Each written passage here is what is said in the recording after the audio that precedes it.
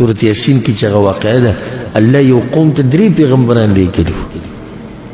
دا اولنی ونه منلا دویم دا دویم ونه منلا دریم اللہ وی پیغمبران لے گیا وغوی تا دعوت کو او دوی نمنلا وطوی منگا تاسو چراغلی منگا سپیر شویو ساسو دلا سداوی شو دوش وجاء من أقصى المدينة رجل يسعى الله إذا خار دا كسر نوشري رمان دوال روان المؤمن دي دين سر الدم رغمي لكن سنجي من بالدنيا بسي من دي هو نكمزي دا سمر وقدم من دا منگا هو دي سي من دا چه استريكيو بكمنا او نه کمزوري کیو د مؤمن سوچ د خپل دین سره دیوس من اقصى المدینه خار د کوسر نه روان دي منډي وي قسوي ګوره مؤمن دی کنه یا قوم اتبعوا المرسلین دغه پیغمبرانو خبره ومني ویل چې یې تاسو دعوت کوي اتبعوا من لا يسألكم أجرا وهم مهتدون ومن يدوي خبر الدنيا دنم نواري سمزدري دنم نواري وهم مهتدون ودو خب هدايت باني دي پیغمبران دي الله طرف نراغلي بخبل دعوت شروع طول قوم دي غره طول قوم او ده يو مؤمن راغی د پیغمبرانو ملګرتیا وکړه پیغمبرانو چې موریدو تعجب وکړو چې رسن آشنا سړی چې په ټول قوم کې یو سړی زموږ ملګرتیا کې هم ټول قوم ته ولاړ دی ورته یې وویل ښه صفا وما لي لا أعبد الذي فطرني وإليه ترجعون زه به څنګه د هغه الله بندګي نه کوم چې زه پیدا کړی یم تاسو قمقلان نه زه پیدا کړی منو زه به د هغه بندګي نه کوم دعوت یې شروع کړو او واپسین بیا دغه رب ته ده أتخذ من دونه آلهة دا أغربنا علاوه ځان له نور معبودان جوړ کما حقیقت وتوي سناشنا إن يردني الرحمن بضر کچته دغه رحمان ذات وما بني سسخت راولي لا تغني عني شفاعتهم شيئا ولا ينقذون نو دوی به زما سفارش هم نشي کولو نه ما بچ کولی شي د الله نه الله اکبر نه دی ورته ووایي څنګه زه دغه د دې ستاسو د معبودانو د باطلو معبودانو بندګي وکړم إني إذا لفي ضلال مبين بیا خو به زه په ښکاره ګمراهۍ کې یم چې هغه رب پرېږدم چې زه یې پیدا کړی یم او ستاسو دې بوتانو ته پرېوځم ښه صفا اعلان یې ورته وکړو الله دې داسې غیرت موږ ته هم نصیب کړي وایي واورئ إني آمنت بربكم فاسمعون یقینا ما ایمان راوړی دی ستاسو پر ربانی فاسمعون نو دا خبره ښه واورئ واورئ ښه صفا یې واورئ چې ستاسو پر رب ایمان راوړی تعبیر ته وګورئ اني آمنت بربکم یعنې ستاسو پر رب ایمان دغه ستاسو رب دی او تاسو پراته نورو ته قوم پې حمله کړه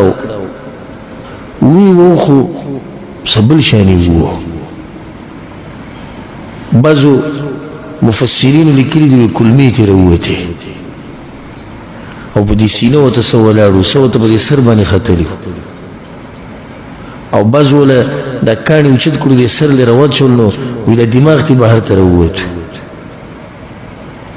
او بے کوی ته گزار کو ټوکړي ټوکړي کو گزار کو الله وی څنګه چې دوی مړ کو او داغه نه سوته قیل ادخل الجنه الله وتوي زبس نه وځي جنت ته درځي پورې سخت وا سید جدي سختو کې صبر کول ګران کار دی خو چې الله تعالی صبر ورکي قيل ادخل الجنة لا تربنا ودوه جنة تنروس مؤمن دی ګوره بیا هم خیر خوا دی دا بعض بلې دیندارو خلکو بورې خان ډېر وایي دوی زموږ نه څه غواړي زه راته یم که نه دوی ستا دپاره جنت غواړي مړه دا علما یو خو د دوی نه تنګ شو آخر دوی څه غواړي دوی غواړي ته د جهنم نه بچ شي دا علما آخر زموږ نه څه غواړي دوی غواړي چې الله دنه راضي شي مړه دا درسونه او دا بیانونه او دا تبلیغ او دا دعوت او دا څه قیسې دي قیسه ټوله دا ده غواړي چې ته الله ته نږدې شي دا زه دلته درسونه کوم او زما به څه درسونه وي زما به څه دعوت وي خټک خطا کوشش کوو زه دا هم کولی شم چې دا هر څه پرېږدم او د خپل ژوند نه مزې واخلم خو دا ټول محنت او کوشش چې موږ کوو دا د دې دپاره کوو که چېرته الله دا قوم وبخي دا ټول محنت او کوشش دې دپاره نه ما تاسو نه څه غوښتلي دي او نه ما له څه راکوئ او نه دې الله هغه وخت راولي چې زه د دین د بیانولو دپاره ستاسو نه څه غواړم توګې سړی تپوس وکړي چې دا ستا څه قیسه روانه ده او دا درسونه او دا دا دي او دا دا دي او راشه درس له او راشه بیان واوره زما به ګرور ګورې څه شخصي مسله نشتي زه خو دا غواړم چې الله زما نه راضي شي او دا غواړم چې الله تا نه راضي شي بس لنډ دقه غواړم اوس د هغې نه بعد بیا ستا خپله مرضي ده که په دې راځي په دې بیه باندې او په دې تجارت باندې جو راځه او که نه راځي یو خپله مرضي ده اوس مؤمن خیر خوا دی دی مړ کو ښه کلمې وله راویستې دماغ یې وله وبهول ټوکړې ټوکړې کو او په دې باندې زړه یخ نه شو کوي ته یې هم ګزار کو الله ورته څه وایي چېرته لاړ شه جنت ته لاړ شه څه وي نو اوس دا احوال خو الله ته معلوم دي قیل ادخل الجنه الله له طرف نه ورته وویل چې جنت ته ننوځه نو ده څه ووي قال يا ليت قومي يعلمون ارمان چې زما قوم ته پته لګېدلی بما غفر لي ربي وجعلني من المكرمين چې زما دې قوم ته دې خبرې پته لګېدلی چې وګوره د حق توحید د لاسه الله زه وبخلم کومې د لاسه چې تاسو مړ کړم حق توحید د لاسه الله مال عزت راکو مال مېلمستیا په جنت کې زما مېلمستیا وکړه د دې د لاسه مال عزتونه راکړو مړ لیو په برزخ کې د قوم خیر خواهي کوي وره دا مؤمن دی مؤمن همیشه دې کوشش کوي چې د مسلمانان به څنګه الله ته نږدې کړي چې په دې پرفتن دور کې د فتنو پر دور کې یو سړی ستا لاس نیسي او د الله طرف ته دې روانوي د ده نه چېرته اوچت انسان تاسو لیدلی یو سړی ستا لاس نیسي او د جنت دروازې له دې بوځي څومره په تا مین دی یو سړی ستا لاس نیسي د الله طرف ته دې روانوي څومره په تا باندې مین دی